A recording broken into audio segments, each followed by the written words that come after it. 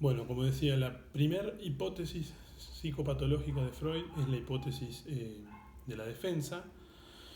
Es decir, que Freud, a partir de su idea de que hay un mecanismo de defensa operando en la conformación de cada uno de estos cuadros, recorta de un conjunto de cuadros del campo de la psicopatología de ese entonces, recorta, como decía, cuatro formas o cuatro cuadros que responderían a la idea del funcionamiento de una defensa operando en la constitución del cuadro. Entonces dice Freud, el psiquismo funciona a través de representaciones, ¿cierto? Representaciones. Y las representaciones están conformadas, desde la perspectiva de Freud, por un contenido ideativo,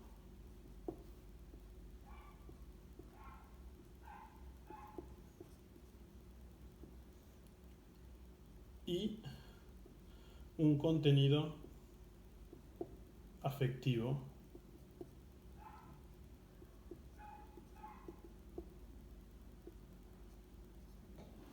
o la carga de afecto vinculada a ese contenido ideativo. Entonces, eso en sí mismo sería una representación. Dice Freud, para enfermar de alguna de estas neuropsicosis de defensa, es necesario que alguna de las representaciones de la vida psíquica de estos pacientes, que alguna de las representaciones de la vida psíquica de estos pacientes se torne en alguna medida inconciliable en el orden representacional de ese paciente. Es decir, que esa representación se torne inconciliable respecto de las otras representaciones que funcionan en la vida psíquica del paciente. Esa inconciabilidad es lo que alerta y hace operar a la defensa. Es decir, que a partir de que una representación se torna inconciliable, ya sea por su excesivo montante de afecto o por el contenido ideativo de la representación que se vuelve inconciliable respecto del otro conjunto de representaciones de la vida psíquica del paciente, esa inconciliabilidad es lo que da lugar a la ejecución de la defensa. La defensa lo que hace es operar sobre las dos partes de la representación, sobre el contenido ideativo y sobre el contenido afectivo. Entonces va a decir Freud, por ejemplo, en la histeria, que sería uno de los cuadros del conjunto de las neuropsicosis de defensa, en la histeria el contenido ideativo se separa, se aísla, y se lo vincula con un otro orden de representaciones que ya habían sido o que vienen siendo aisladas por tornarse inconciliables. Esto es básicamente la antesala del desarrollo del concepto de inconsciente, ¿no?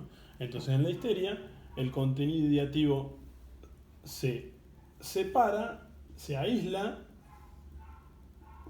y el contenido afectivo se localiza en alguna parte del cuerpo.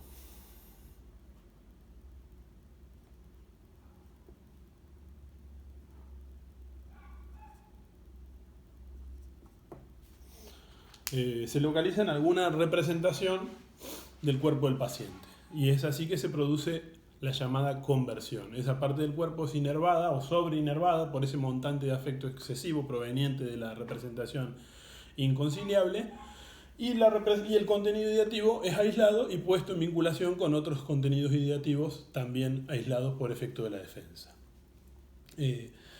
Plantea Freud, hay una diferencia interna entre lo que serían las neuropsicosis de defensa, en el sentido de que de acuerdo a cómo opere la defensa vamos a tener o una histeria o una obsesión o una psicosis alucinatoria o una paranoia o fobias que también Freud las incluye dentro de lo que serían la psiconeurosis de defensa.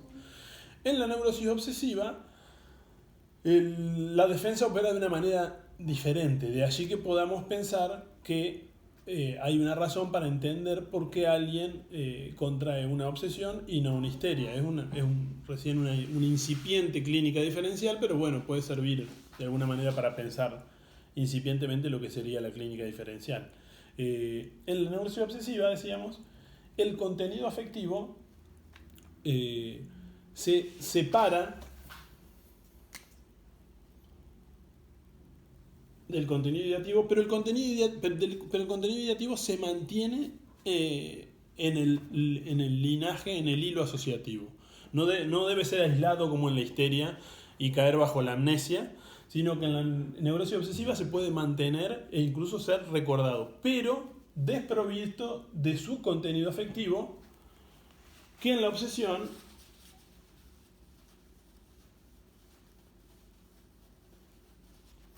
va a parar no a una representación del cuerpo, sino a un contenido ideativo, vamos a decir un contenido ideativo 2 o un contenido ideativo inocuo, inofensivo, a veces incluso absurdo. Entonces, esa segunda representación se torna, digamos, o se ve investida por la sobrecarga de afecto deslindada de la primera representación inconciliable. De esa manera se produce la defensa en la neurosis obsesiva y entiende Freud que allí empieza a operar una cierta, o podemos entender nosotros a partir de la lectura de Freud, que allí empieza a operar una cierta clínica diferencial entre las propias neuropsicosis de defensa. Se encuentra otra diferencia importante dentro del mismo conjunto que construyen estas neuropsicosis de defensa a partir de la implementación de la hipótesis de la defensa por parte de Freud. Freud dice que en algunos casos esa representación no solo puede ser inconciliable para el conjunto representacional del yo consciente, sino que puede tornarse a su vez intolerable. Utiliza un término en alemán muy similar que tiene apenas una letra de diferencia con el de inconciliable, es casi una palabra hermana de alguna manera, pero dice Freud, y lo utiliza sobre todo, dice Freud, intolerable, y lo utiliza sobre todo para los casos donde la defensa da lugar a los síntomas propios o de una paranoia o de una psicosis alucinatoria. En ese caso, dice Freud, en la psicosis alucinatoria, la representación, el contenido ideativo de la representación se torna intolerable. Es intolerable para la conciencia. Entonces la conciencia o el yo opera rechazando, utiliza el término Verwerfung, que luego Lacan lo va a trabajar como, lo va a traducir o a conceptualizar como el concepto de forclusión propio de la psicosis. Dice, el yo rechaza esa representación, ese contenido ideativo por intolerable, y rechaza también el afecto vinculado a ese contenido ideativo de la representación intolerable. Entonces, rechaza en bloque contenido ideativo y contenido afectivo. Y en ese rechazo, en esa sustracción, dice Freud, ese contenido ideativo y ese contenido afectivo que se sustraen del hilo asociativo, se arrastran consigo en su salida, en su rechazo, en su expulsión fuera de la conciencia, arrastran consigo parte de la realidad. El síntoma o la alucinación, que sería lo propio, sería el síntoma justamente de este tipo de psicosis aguda, que son las psicosis alucinatorias, sería justamente una nueva representación alucinatoria que viene al lugar, que hace las veces de parche del agujero que ha dejado la sustracción, el retiro, el rechazo de la representación intolerable en su conjunto, es decir, tanto contenido ideativo como contenido afectivo. En la paranoia, que sería el cuadro que nos falta mencionar, en la paranoia, que Freud lo agrega en un segundo texto donde habla de las neuropsicosis de defensa, en unas nuevas puntualizaciones acerca de la neuropsicosis de defensa. Dice Freud, en la paranoia, el contenido ideativo y el contenido afectivo de la representación intolerable, mantiene el término intolerable para paranoia, se mantienen ambos, contenido ideativo y contenido afectivo, dice Freud, se mantienen intactos.